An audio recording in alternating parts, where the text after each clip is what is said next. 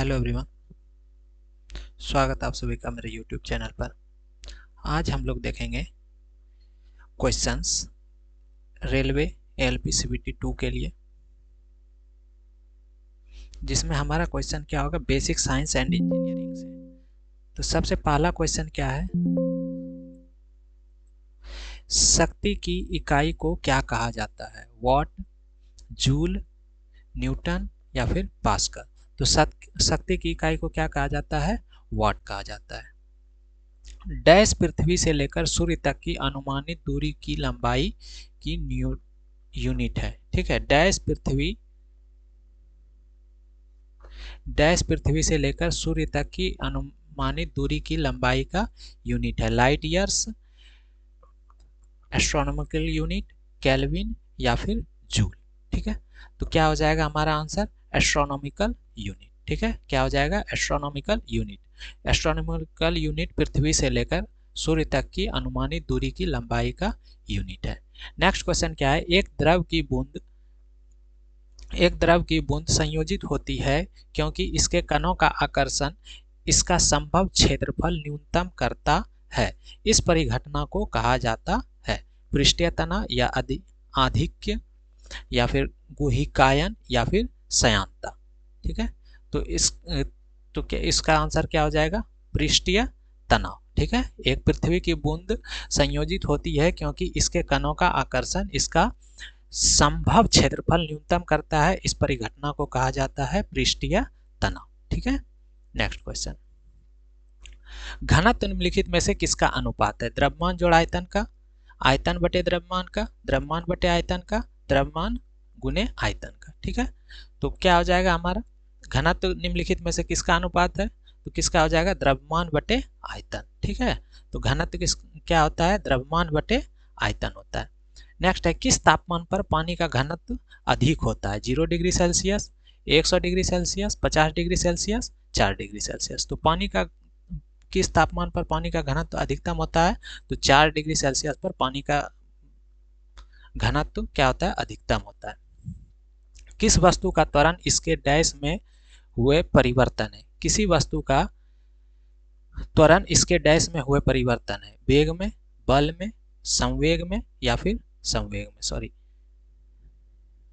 Same option हो गया है। ठीक है, तो हमारा क्या हो जाएगा, किसी वस्तु का त्वरण इसके डैश में हुआ परिवर्तन है, तो वेग में हुआ परिवर्तन है। ठीक है, किसमें हुआ परिवर्तन है, वेग में हुआ परिवर्तन है। नेक्स्ट, सरल रेखीय पथ के अनुदिश त्वरित गति से गतिमान किसी पिंड के नीचे दिए गए कथनों में से कौन सा सही नहीं है, इसकी चाल परिवर्तित होती है। सरल रेखीय पथ के अनुदिश त्वरित गति से गतिमान किसी पिंड के लिए नीचे दिए गए कथनों में से कौन सा सही नहीं है, तो इसकी चाल क्या होगा, परिवर्तित होती रहती है, ये सही है। इसका वेग सदैव परिवर्तित होता है, सही है। यह सदैव पृथ्वी से दूर जाता है, जब कोई सरल रेखीय पथ के अनुदिश त्वरित गति से गतिमान करता है वो क्या होगा, सदैव पृथ्वी से दूर नहीं जाता है। ठीक है, तो ये क्या हो जाएगा, रॉन्ग हो जाएगा। इस पर सदैव एक बल कार्य करता है, तो ये भी सही है। तो हमारा डी क्या, सी नंबर क्या हो जाएगा, रॉन्ग ऑप्शन हो जाएगा। ठीक है, नेक्स्ट क्वेश्चन, किसी पिंड का वेग समरूप कहा जाता है। ठीक है, किसी पिंड का वेग समरूप कहा जाता है जब वेग का सिर्फ मान नियत रहे, वेग का सिर्फ दिशा नियत हो, वेग का मान और दिशा दोनों नियत हो, और वेग का मान और दिशा दोनों परिवर्तनशील हो। ठीक है, तो किसी पिंड का वेग समरूप तब कहा जाएगा जब वेग का मान और दिशा दोनों नियत हो। ठीक है, किसी पिंड का वेग समरूप कहा जाता है जब वेग का मान और दिशा दोनों नियत हो। ठीक है, नेक्स्ट क्वेश्चन क्या है, विद्युतीय शक्ति के मात्रक को इस प्रकार भी व्यक्त किया जा सकता है। ठीक है, वोल्ट एम्पियर, किलोवाट घंटा, वाट सेकेंड या फिर जूल सेकेंड। तो क्या हो जाएगा हमारा, वोल्ट एम्पियर। ठीक है, विद्युत शक्ति के मात्रक को इस प्रकार भी व्यक्त किया जा सकता है, तो वोल्ट एम्पियर के रूप में व्यक्त किया जा सकता है। ठीक है, कोई विद्यार्थी किसी प्रयोग को करने के पश्चात क्रमशः R1, R2 तथा R3 प्रतिरोध को की नाइक्रोम तार के 3 नमूने को VI ग्राफ आलेखित करता है, निम्नलिखित में से कौन सा सत्य है। इसमें क्या होता है कि जो जिसके पास है, जैसे R1 I के पास है, ठीक है, तो इसमें I क्या होगा, ज़्यादा होगा। ठीक है, सबसे ज़्यादा होगा। और आई अगर ज़्यादा होगा और इसमें क्या हो जाएगा, आई क्या हो जाएगा आपका सबसे कम हो जाएगा, जो जिससे मतलब इसके पास है ये, तो आई इसमें क्या हो जाएगा ज़्यादा हो जाएगा, और ये सबसे दूर है तो इसमें आई क्या हो जाएगा कम। और अगर आई ज़्यादा है, ठीक है, आई अगर ज़्यादा है तो इसमें आर क्या हो जाएगा, कम हो जाएगा। ठीक है, आई अगर ज़्यादा है तो आर इसमें क्या हो जाएगा, कम हो जाएगा। तो इस कंडीशन से प्रतिरोध सबसे कम किस में हो जाएगा, R1 में। ठीक है, तो ये वाला हो जाएगा। ठीक है, सबसे ज़्यादा प्रतिरोध किस में हो जाएगा, R3 में हो जाएगा, और सबसे कम किस में हो जाएगा, R1 में हो जाएगा। तो ये वाला कंडीशन हो जाएगा हमारा सही। ठीक है, R3 बड़ा होगा R2 से और R2 बड़ा होगा R1 से। ठीक है, नेक्स्ट, निम्नलिखित में से कौन सा वोल्टता को निरूपित करता है, किया गया कार्य बटे विद्युत धारा गुना समय। किया गया कार्य आवेश गुना आवेश होगा। ठीक है, और उसके बाद क्या है, किया गया कार्य गुना समय बटे विद्युत धारा, या फिर किया गया कार्य गुना आवेश गुना समय। तो हमारा क्या हो जाएगा, निम्नलिखित में से कौन सा वोल्टता को निरूपित करता है, किया गया कार्य बटे विद्युत धारा गुना समय। ठीक है, निम्नलिखित में से वोल्टता को कौन निरूपित करता है, किया गया कार्य बटे विद्युत क्षेत्र गुना समय। ठीक है, नेक्स्ट, घरेलू संधारित्र को लघु पतन अथवा अति भारण से बचाने के लिए उपयोग किया जाने वाला सर्वाधिक महत्वपूर्ण सुरक्षा उपाय है। भूसंपर्कन, फ्यूज का उपयोग, स्टेबलाइजर का उपयोग, विद्युत मोटरों का उपयोग। ठीक है, क्या है क्वेश्चन, घरेलू संधारित्र को लघु पतन अथवा अति भारण से बचाने के लिए उपयोग किए जाने वाला सर्वाधिक महत्वपूर्ण सुरक्षा उपाय है। तो क्या करना चाहिए हमको, फ्यूज का उपयोग करना चाहिए। किसका उपयोग करना चाहिए, फ्यूज का उपयोग करना चाहिए। एक कंडक्टर का प्रतिरोध इसके व्युत्क्रमानुपाती होता है, तापमान का, प्रतिरोधकता का, अनुप्रस्थ भाग का क्षेत्रफल का, और लंबाई का। ठीक है, क्या है, एक कंडक्टर का प्रतिरोध किसके व्युत्क्रमानुपाती है, कंडक्टर का जो प्रतिरोध होगा वो किसके व्युत्क्रमानुपाती होगा, अनुप्रस्थ भाग का क्षेत्रफल। ठीक है, सी नंबर हो जाएगा, अनुप्रस्थ भाग का क्षेत्रफल। क्यों, क्योंकि आर जो होता है किसी कंडक्टर का, आर जो होता है वो क्या होता है, आर व्युत्क्रमानुपाती होता है अनुप्रस्थ क्षेत्रफल का। ठीक है, और आर क्या होता है, समानुपाती होता है, समानुपाती होता है उसके लंबाई का। और इसी का फॉर्मूला क्या हो जाता है, R equal to rho into L by A. ठीक है, आइए नेक्स्ट क्वेश्चन, एक सौर जल हीटर से गर्म जल कब प्राप्त नहीं किया जा सकता है। एक सौर जल हीटर से गर्म जल कब प्राप्त नहीं किया जा सकता है।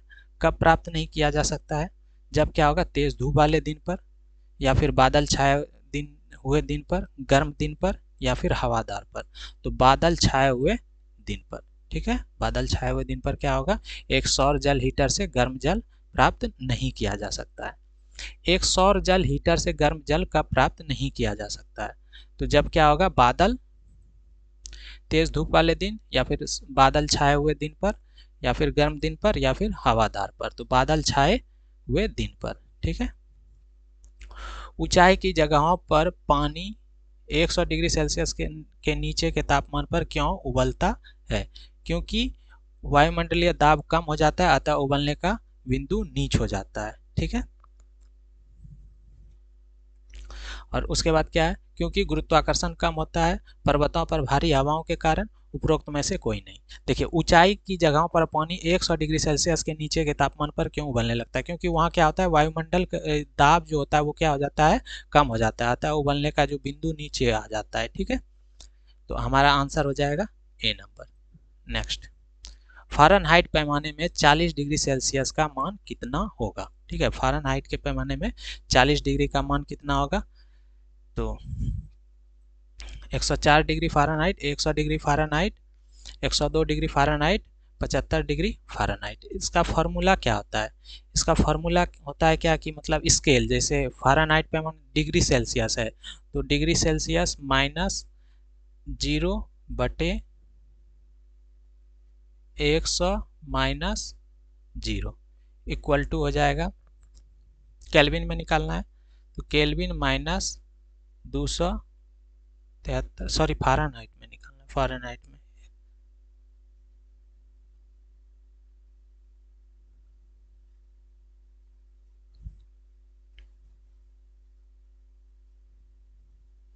फ़ारेनहाइट में निकालना है, तो ये हो जाएगा F माइनस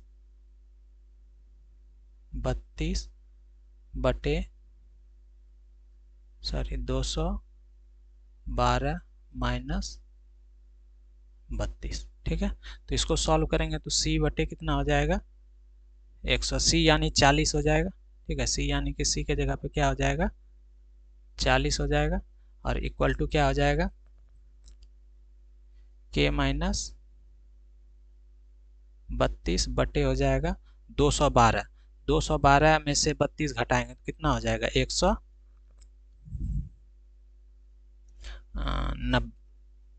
सॉरी 180। ठीक है, ये जीरो कैंसिल आउट हो जाएगा, ये जीरो और ये जीरो कैंसिल आउट हो जाएगा, तो 18 चौके 72, तो के बराबर क्या हो जाएगा 72 जोड़ 32, यानी कितना हो जाएगा के बराबर 104 डिग्री, सॉरी फ़ारेनहाइट था ना, सॉरी यहाँ हो जाएगा फ़ारेनहाइट।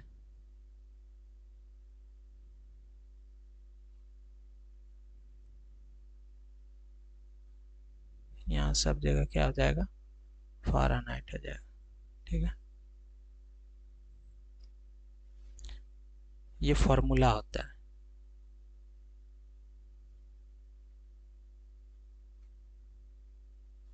यहाँ हो जाएगा डिग्री फ़ारेनहाइट, यहाँ भी क्या हो जाएगा डिग्री फ़ारेनहाइट, तो फ़ारेनहाइट ये भी हो जाएगा फ़ारेनहाइट। ठीक है, क्लियर हो गया। तो ये हमारा कितना हो जाएगा 104 डिग्री फ़ारेनहाइट, यानी कि फर्स्ट नंबर ए नंबर हो जाएगा आंसर। नेक्स्ट, डैश द्वारा उष्मा के हस्तांतरण के लिए किसी माध्यम की आवश्यकता नहीं होती है। प्रवाहकत्व, संवहन और विकिरण दोनों, विकिरण और संवहन। तो इसमें क्या हो जाएगा विकिरण में क्या होता है कि किसी भी माध्यम की आवश्यकता नहीं होती है। ठीक है, इसमें क्या हो जाएगा विकिरण में क्या होगा किसी माध्यम की आवश्यकता नहीं होती। 3 प्रकार का होता है, संवहन होता है, एक विकिरण होता है और एक, तो विकिरण में क्या होता है कि किसी भी माध्यम की आवश्यकता नहीं होती है। ठीक है, नेक्स्ट, एक स्तंभ के दोनों सिरे हिंज होने पर वास्तविक लंबाई 1 की प्रभावशाली लंबाई L द्वारा क्या होगी। L बराबर 1/2, L बराबर 1, L बराबर 2L और L बराबर 2/2L स्क्वायर। ठीक है, तो L बराबर क्या हो जाएगा 1 हो जाएगा। एक स्तंभ के दोनों सिरे हिंज होने पर वास्तविक लंबाई 1 की तुलना में प्रभावी लंबाई क्या हो जाएगा L बराबर 1 हो जाएगा। ठीक है, नेक्स्ट क्वेश्चन, कमानी तुला किस सिद्धांत पर कार्य करता है। बॉयल नियम, हुक नियम, बर्नौली नियम या फिर पास्कल नियम। तो कमानी तुला किसके नियम पर कार्य करता है हुक नियम पर, इस हुक नियम पर। ठीक है, तो थैंक यू, आज के लिए हम लोग 20 क्वेश्चन देखें, इसके अगले दिन हम लोग फिर नेक्स्ट क्वेश्चन करेंगे। Thank you.